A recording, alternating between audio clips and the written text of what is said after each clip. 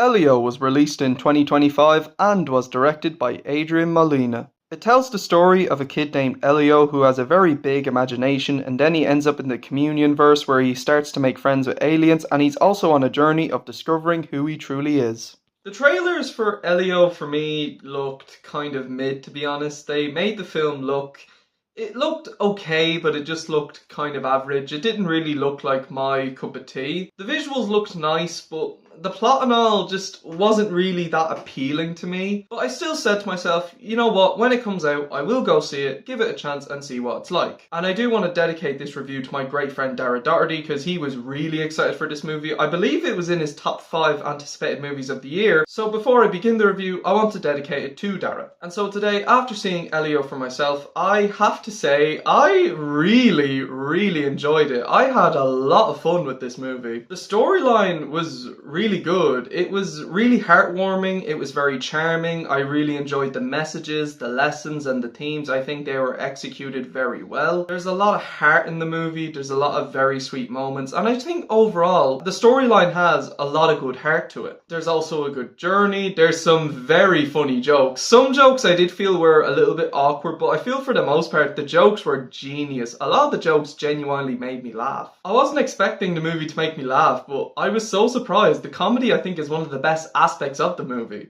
I do feel the pacing, though, is a little bit weird. For the most part, the movie is smooth sailing, but I actually think the movie is a little bit too short. I felt the third act, especially towards the end, felt a little bit rushed. And I do wish we got a little bit more of a few characters. Like, I did wish we got a little bit more of Glordon and Elio's friendship. I do think they could have developed it just a little bit more. So I do think the movie, because the movie's only like 80 to 90 minutes, so I think if it was an extra 10 minutes, they could have fixed that. But overall, the storyline is still really good. It's just the pacing can be a little bit weird. And at times some cliches, especially in the third act, while good enough, I feel the execution could have used a little bit of work to make it more unique and original, to make it stand out more. Not that the execution was bad, it was just a little bit too obvious with how it was going. But the film's direction is solid, and overall the storyline is a lot, and I mean a lot of fun. The animation of the film is really good. There is some beautiful scenery in this film. The character designs are really good. They all stand out from one another. They're very unique. The locations are stunning. There's some beautiful looking background shots here. The color correction, the lighting, and the colors in general are just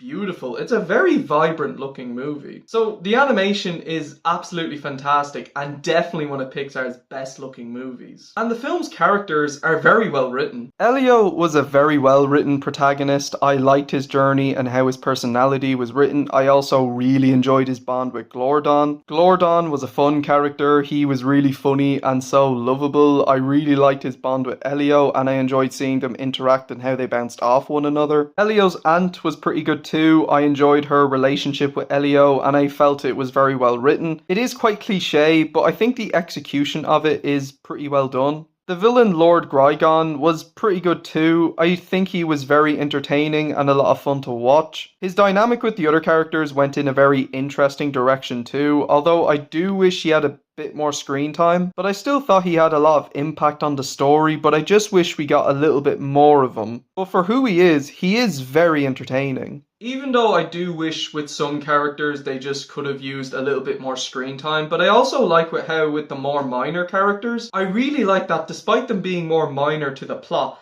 I like that they all contribute to the plot and have an impact on the story. I thought that was really well done. So the film's cast of characters is very solid. The music though is meh. It's not bad, but I didn't really find it that memorable. To be honest, I don't think it really fitted, and I'm actually struggling to even remember a piece of music. The music itself is fine, but it's just not really that memorable, and in my personal opinion, it just didn't really fit in with the movie. Elio definitely has a few flaws, but there's also so much merit to appreciate, and it's definitely one of the best movies of the year so far. And I actually think I even like it more the more I think about it. Overall, Elio is very good. The storyline is very well written, the animation is beautiful, and the characters are very good too. The music's a bit forgettable, and at times the pacing's a little bit too fast, but despite its flaws, it's still a very good and a very well made movie. I'm going to give Elio a very strong 8 out of 10.